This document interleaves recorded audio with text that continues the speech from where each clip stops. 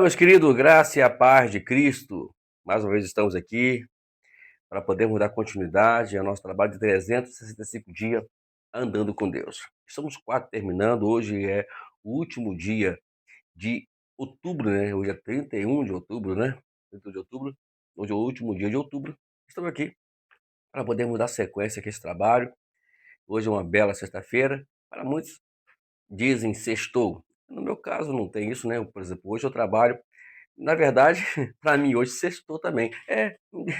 Eu vou trabalhar hoje à noite e sextou, né? Aí terminou, amanhã eu saio, estou de folga.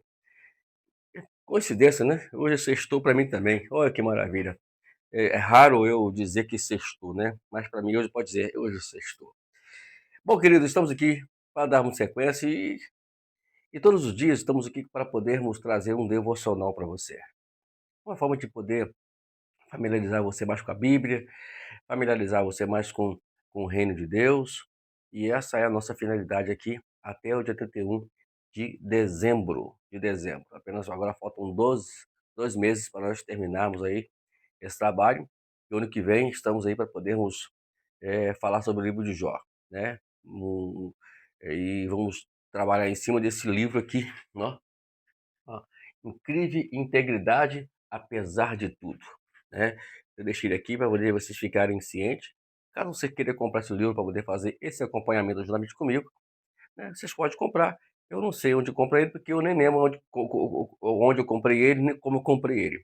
Mas, de repente, se vocês quiserem comprar, eu, vocês me mandam mensagem e eu mando uma mensagem para o meu amigo Ignaldo, vendo com ele essa possibilidade de ele ver se consegue encontrar esse livro.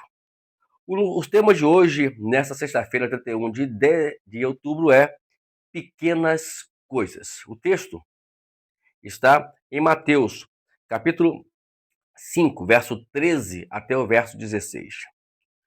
Vamos para a nossa história. Eles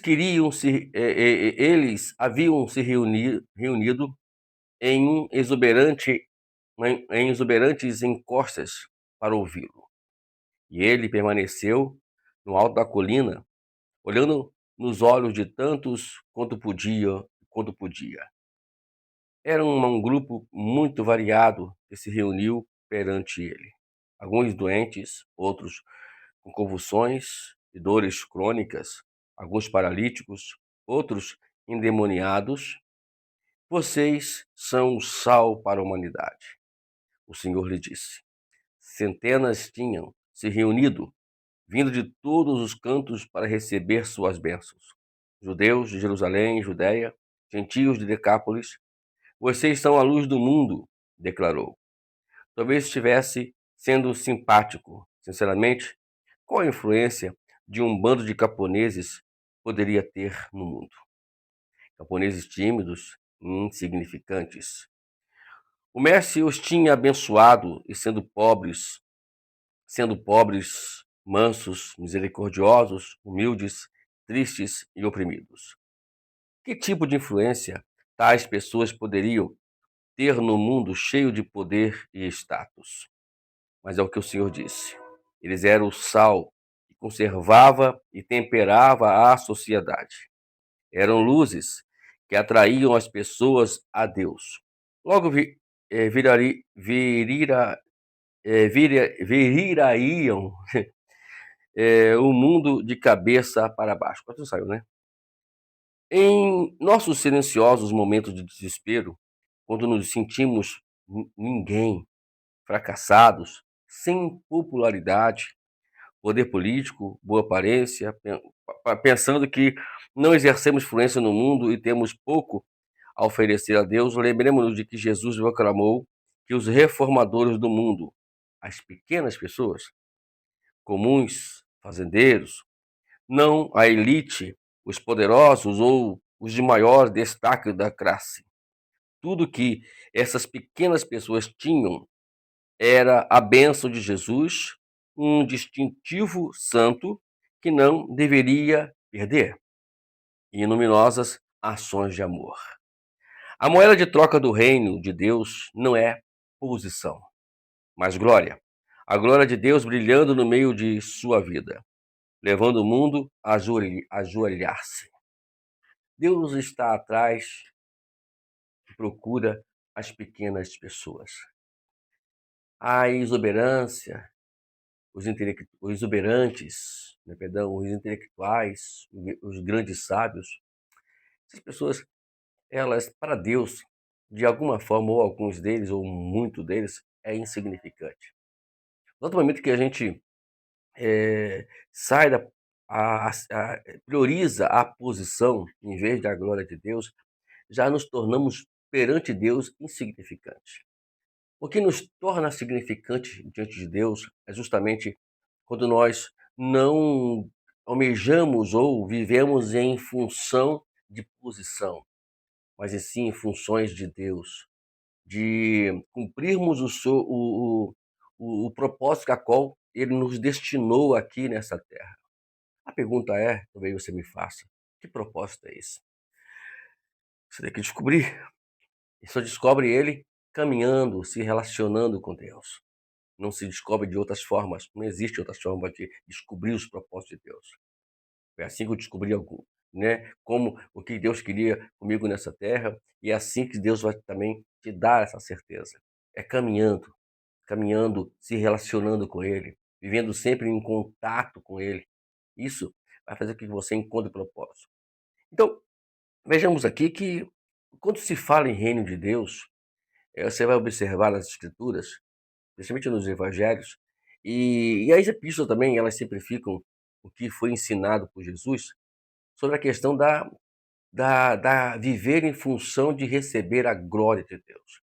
A nossa oração, a nossa busca aqui nessa terra, quando nós nos posicionarmos em oração, quando nós nos posicionamos em oração, é justamente isso, buscar a glória de Deus. Ao ela refletir sobre nós, iremos atrair as pessoas, iremos fazer com que o evangelho seja claro, objetivo, né? A gente pode brincar, a gente pode até fazer ali a encarnação com o outro, mas com respeito, né? Como a gente brinca, né? Com alguns colegas nossos, mas tudo com respeito e declarando a glória de Deus. Não é aquela coisa de se misturar com coisas ilícitas ou palavras ou conversas ilícitas, onde surgem palavrões e etc. O que Jesus ele quer que nós nessa terra é isso, que reflitamos a glória dele.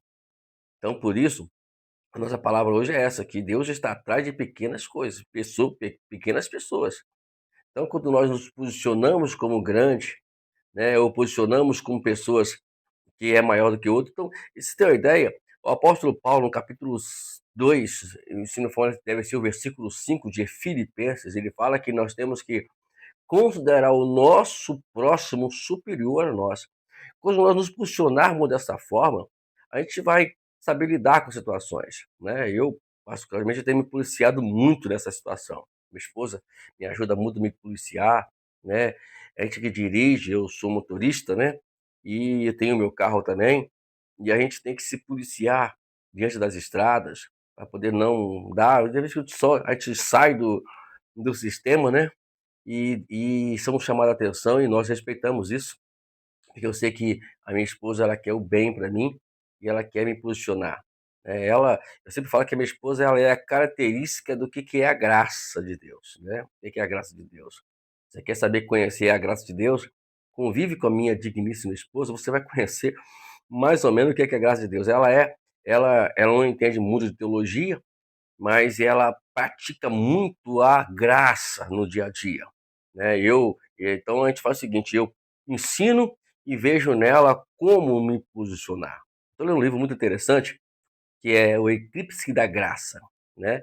É um livro interessante e tem que ter paciência, tem que saber, tem que ter paciência para ler, né?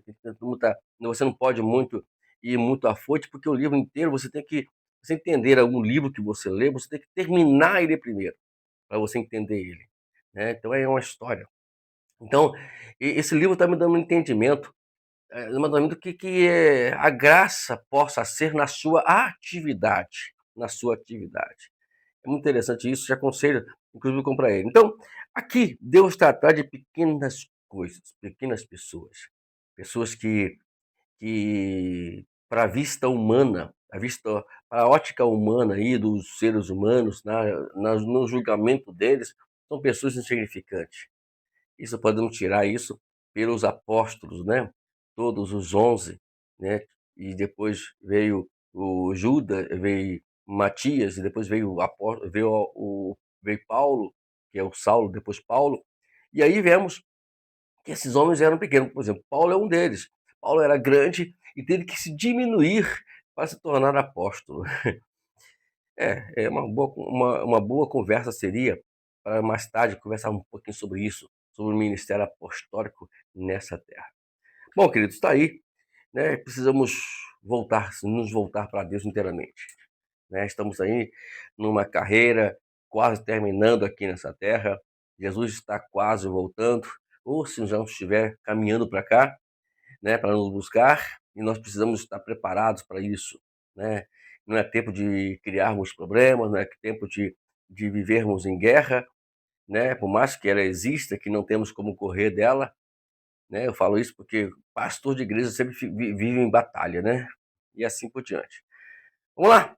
O nosso exame diz o seguinte: leia os evangelhos de Marcos, capítulo 12, verso 41 a 44, de Lucas, capítulo 10, verso 25 a 37, e João, capítulo 12, verso 1 a 8, para ver a influência de outras pequenas pessoas no mundo de Jesus. Então, leia aí. Você quer que eu repita de novo? Então, eu estou repetindo de novo. Vamos lá.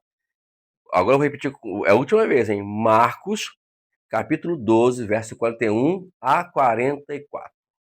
Lucas, capítulo 10, verso 25 a 37. João, capítulo 12, verso 1 até o versículo 8. Ok? Vamos para o nosso considere, que são as considerações finais. Você tem a propensão de pensar em si mesmo com menos do que Jesus o vê?